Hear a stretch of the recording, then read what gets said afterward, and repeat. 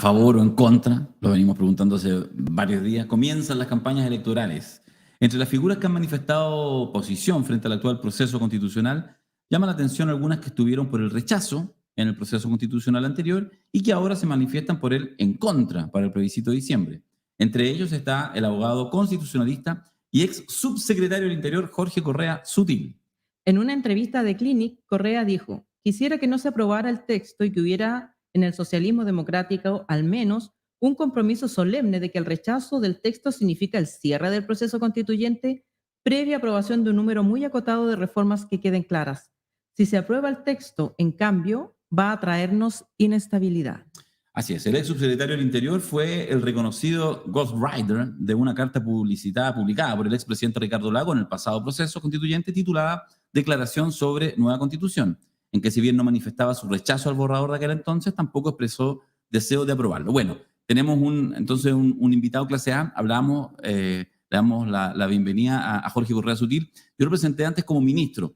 En rigor es cierto porque fue ministro del Tribunal Constitucional, pero la verdad que en mi memoria lo pensaba como ministro de Estado, peso, claro. porque hay subsecretarios buenos, con peso, sobre todo en Interior, como puede ser Mahmoud Alewi o Jorge Correa Sutil, que en realidad uno los recuerda no como subsecretario, sino como ministro. Así que Alejandra va a entrevistar a Jorge Correa Sutil. Bienvenido, Jorge. Buenos días. Antes de pasar a las preguntas... ¿Estamos con un problema con la cámara de Jorge? Ya. Me avisan por interno nomás. Mientras lo solucionamos, quiero decirle a nuestro público que Jorge Correa Sutil debe ser reconocido, creo yo, en la historia por dos hechos. A ver, siempre me preocupa cuando hacía esas entradas. El primero, por supuesto, que fue el secretario ejecutivo de la Comisión RETIC y por lo tanto encargado de organizar actas, y coordinar todo el proceso de declaración de las víctimas, de establecimiento de cuáles fueron las violaciones a los derechos humanos que contenía ese informe durante el gobierno de Patricio Aylwin. Pero además, porque una vez se vistió de Batman y llegó a La Moneda vestido de Batman siendo subsecretario del Interior y la rompió. ¿Y qué? Sí, me acuerdo. Tengo una imagen. Sí, portada del Mercurio, creo. ¿Y en qué contexto? ¿Un Halloween? Yo creo que era un Halloween. ¿O no lo tengo? No lo tengo claro, pero sí tengo la imagen grabada a fuego de esa humorada, que también estuvo el ministro Insulza, se disfrazó de diablo. Pero Batman la ronó, Batman se llevó todas las... Sí. Qué riesgo eso. ¿Pasa algo? ¿No pasa nada? ¿Cómo estamos ahí? Estamos... ¿Qué? Me están escribiendo. Se va a conectar de nuevo. Ahí está. ¿Está Jorge o no? Yo estoy, pero no sé si estoy allá. Ya, pero Jorge, si ya con este retraso tenés que llegar vestido de Batman. O sea, ya no. Oye, lo único que me enteré es que se estaban riendo de mí a la caja por lo de... No, estábamos riendo.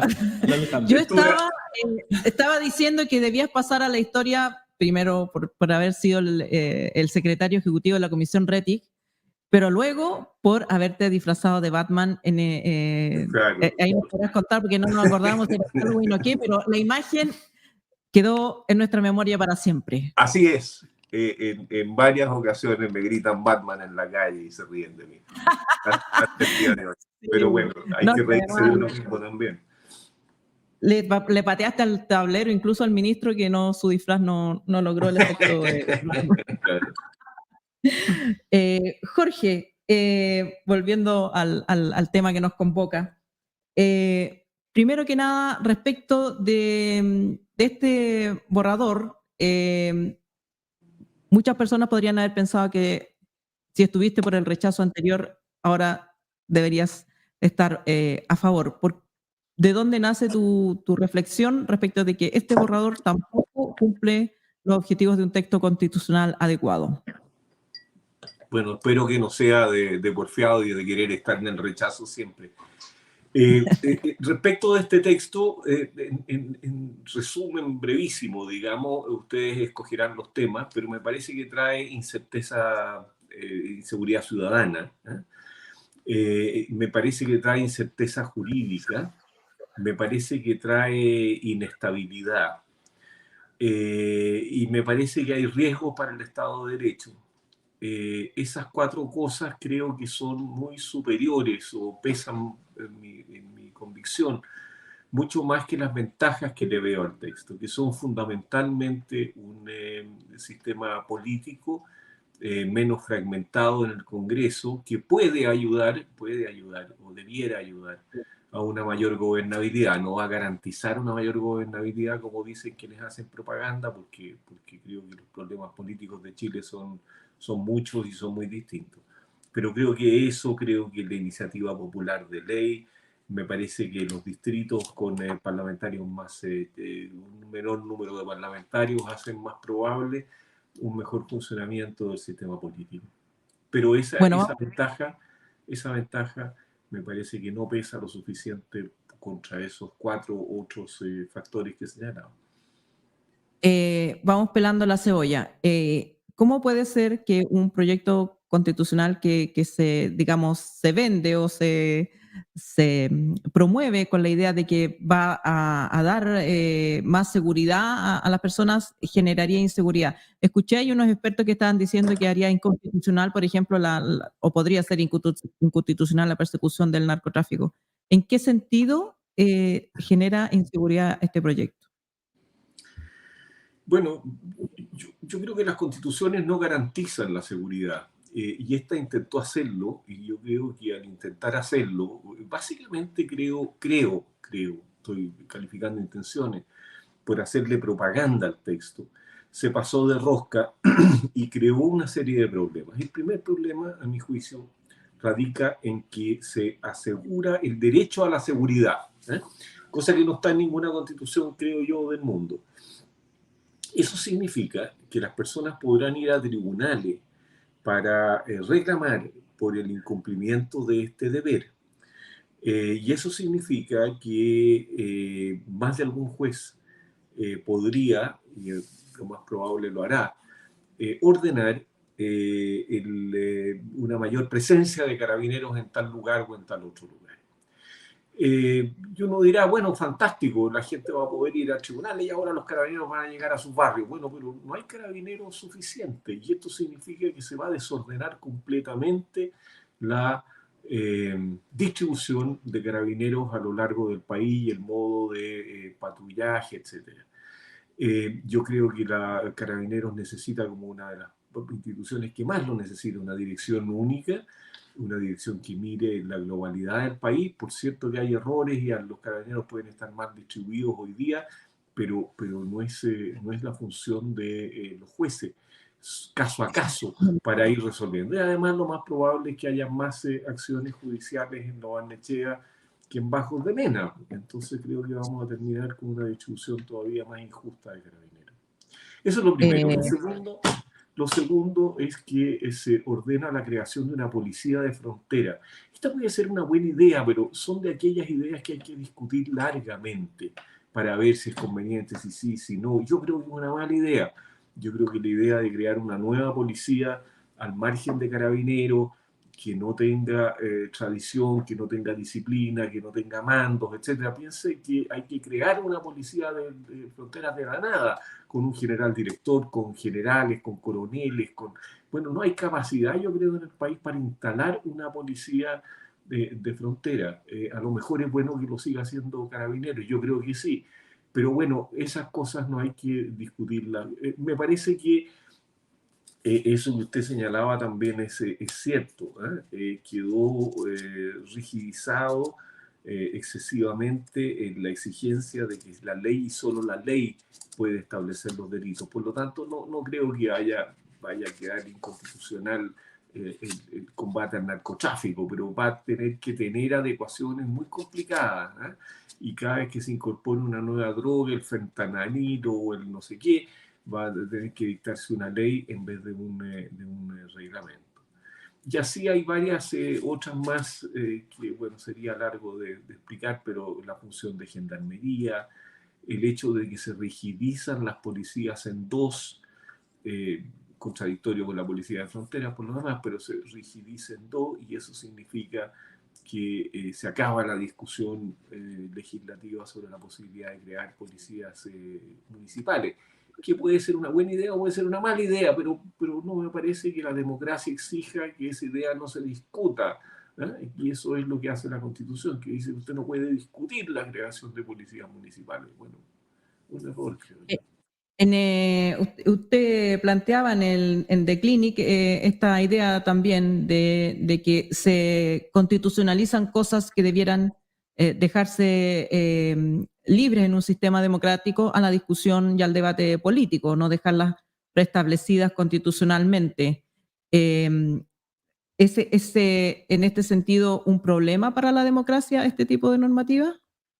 Claro, mire, es un problema, no sé cuán real es el problema. Yo creo que no hay un programa de gobierno en este texto constitucional, pero ciertamente hay un impedimento a un programa de gobierno de algún tipo.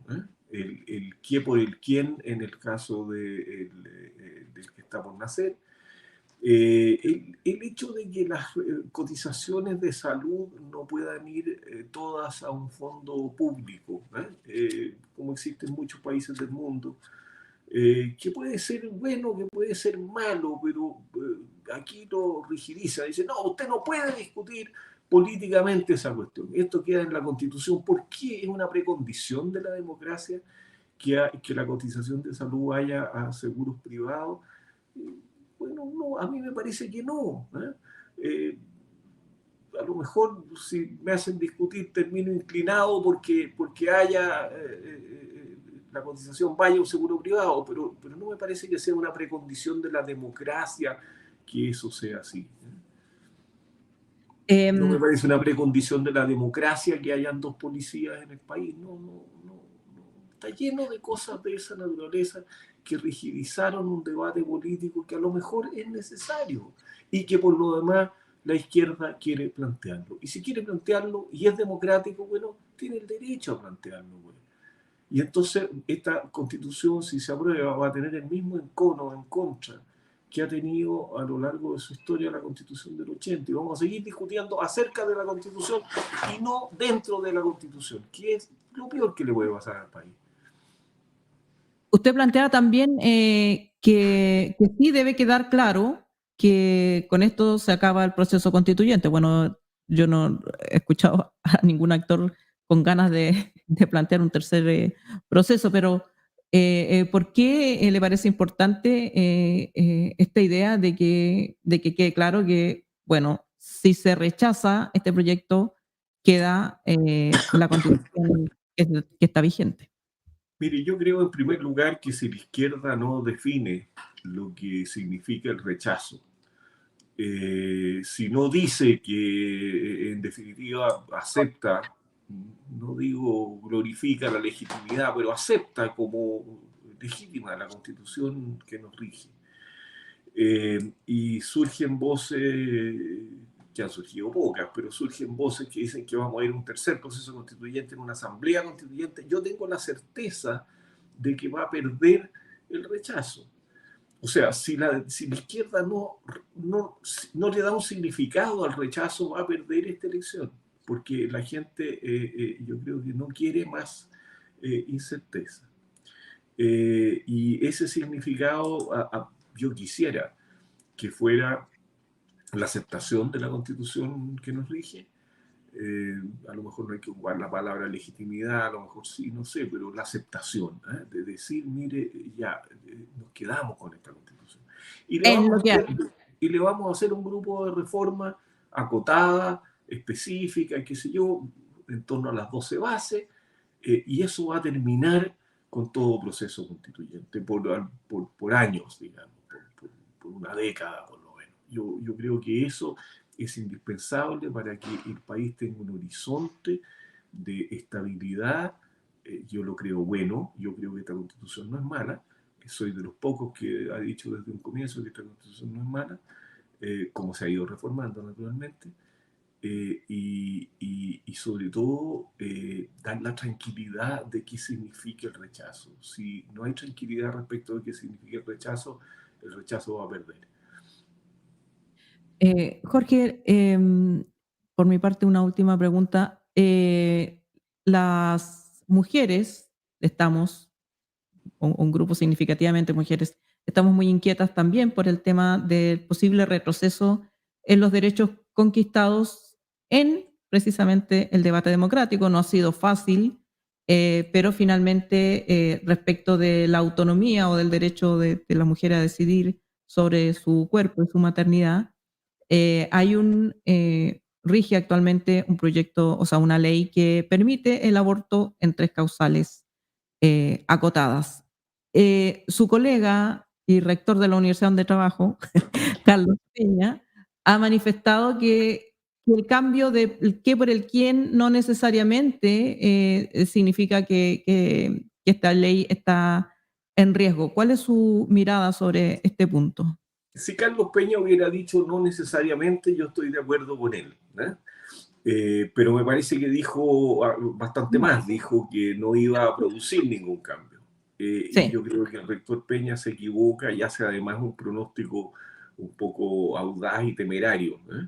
Él no puede saber qué va a significar. Esto es mover las placas tectónicas de un sistema que se había estabilizado, en el cual finalmente el país había llegado a un acuerdo, no digo de todos, pero de una gran mayoría, que es, se protege la vida del que está por nacer, y eso significa que no hay aborto libre, pero sí significa que puede haber aborto en casos excepcionales, que podremos discutir, por ahora son 3. Y eso se estabilizó, el país dejó de discutir sobre el aborto. Esto mueve las placas teutónicas, porque al cambiar el qué por el quién, se establece que el nasciturus, el feto, digamos, es persona, es quién. Nosotros hablamos de quién solo respecto de las personas. No decimos quién para referirnos el caballo, quién corrió, no cuadra, digamos, ¿no? El quién es una persona. Y las personas tienen derecho a la vida. Entonces, más de alguien va a hacer este argumento en tribunales y las placas teutónicas se van a mover. Ahora, yo no sé si es probable o es improbable que terminen cayendo las 3 causales, pero que esto terremotea, lo que estaba quieto lo terremotea. Jorge, ¿qué tal? Darío por acá. Quisiera hacerte en realidad una reflexión y pedir tu opinión, que tiene que ver con una cierta degradación. Lo voy a plantear afirmativamente, es lo que pienso, pero me interesa, por supuesto, solo para escuchar tu opinión. Una cierta degradación de la política. Es decir, cada vez más masas muy grandes, millones, una inmensa mayoría de los chilenos y chilenas, empiezan a tener cada vez mayor desafección de la política, no les sirve. Incluso los flujos de información finalmente generan burbujas de percepción y en realidad, mientras más información hay, pareciera que la verdad es una cosa sencillamente de quién es el que te manipula, digamos, quién es el manipulador de turno, cuál es tu burbuja en la cual te dejas manipular. Y eso uno lo percibe y uno lo ve, una desafección. Tú mismo señalabas ahora, con toda razón, que uno de los peores ejercicios que podría hacer quienes están en la posición en contra es plantear o que se pueda entender que en realidad quisiéramos ahora un tercer y mejor proceso, porque probablemente eso haría que la gente vote a favor para que se acabe todo, para que ya no le molesten más, no queremos volver a votar más. Entonces, esto que te planteo, fíjate que hay una cosa bien triste, y esto es un poco, quiero tu opinión, porque el proceso anterior, el proceso constituyente, fue muy participativo en términos de, se eligió de hecho un parlamento, 155 convencional en ese caso, de una manera ultra heterogénea. Yo creo que nunca había sido tan heterogénea en muchos sentidos, paritaria, con gran composición, digamos, de distintos sectores sociales, productivos, etcétera, de miradas de mundo y todo. Y ahora, en este segundo proceso, más acotado, pero en realidad el primer proceso lo hace el grupo de expertos designado, y fíjate que yo creo que hay cierto consenso que en realidad ese anteproyecto, probablemente si eso fuera el que se plebiscitara, se habría aprobado. Pero después vienen las elecciones, o desgracia, llegan 50 personas elegidas democráticamente con esa legitimidad y se enturbia el proceso. Y nuevamente hay, pareciera ser, una energía mayoritaria por la votación del en contra, tal como fue el rechazo. Entonces, se sigue de esto que cada vez que se intenta como abrir la democracia, viene el caos y que por lo tanto pareciera que la única alternativa es que en realidad el ejercicio político democrático es solo de especialistas, es solo de iluminados, y en realidad parece que así es la cosa y que así funciona mejor, incluso con la opinión mayoritaria de los propios ciudadanos y ciudadanos que parece que a veces quisieran delegarle esto a otros y que no los molesten mucho. Es una pregunta difícil. La gente quiere, creo yo, acuerdos, grandes acuerdos. Y quiere participación, quiere oír su voz, pero sobre todo quiere que se le interprete, y esa es la representación adecuadamente. Ahora, me parece a mí que con la Constitución pasó algo peculiar y que hace algo distinto lo que tú analizas, que me parece muy adecuado respecto de cualquier tema. Se vendió humo con la Constitución. Por muchos años se dijo que el problema de Chile era un problema constitucional y que los problemas de Chile se iban a solucionar con la Constitución. Y por lo tanto, cuando se abrió la participación, bueno, la gente corrió a pedir cuestiones que están muy lejos de lo que una Constitución puede de verdad proveer. Entonces, a mí me parece que hay una maldición constitucional en Chile, que es un entendimiento, un sobreentendimiento de lo que puede hacer la Constitución. Y esto está en las élites y está en el pueblo. Y bajo ese supuesto es muy difícil que tengamos una Constitución común o que nos una, porque la izquierda quiere escribir sus grandes banderas y lo quiso escribir, digamos. Y el indigenismo, y el, qué sé yo, y el feminismo, y estaban todos juntos en el anterior proceso. Y el país le dijo, oiga, ¿sabes? No me gusta, esta cuestión está pasada de rosca.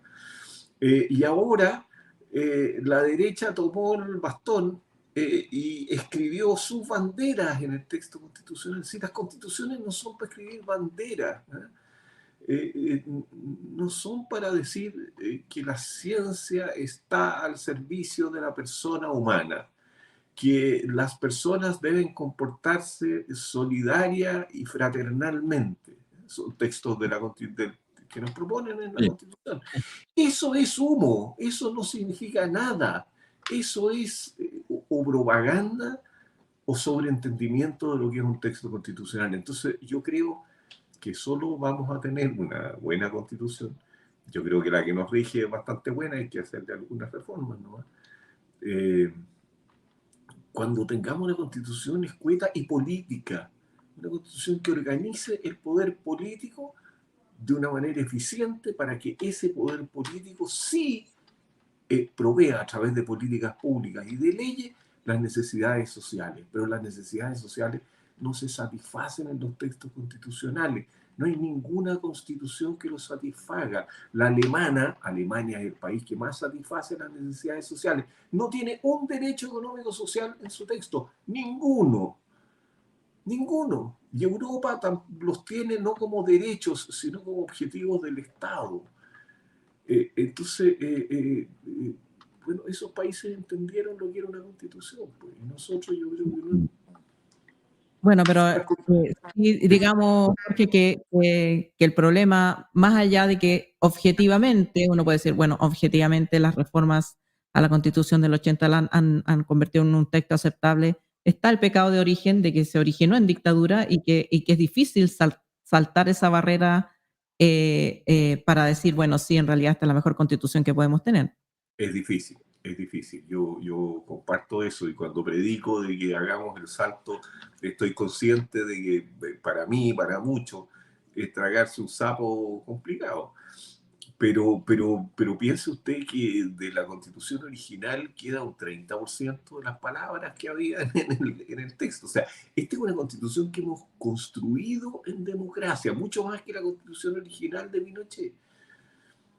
Hay que sacarle algunos, pero le hemos ido sacando todas las cosas que eran enclaves autoritarios y que eran ideológicamente complicadas. Quedan un par, está bien. Pero esas son un par de reformas, pues. Y seguimos caminando. Pero bueno, hay que tragarse el sapo, yo estoy de acuerdo con eso.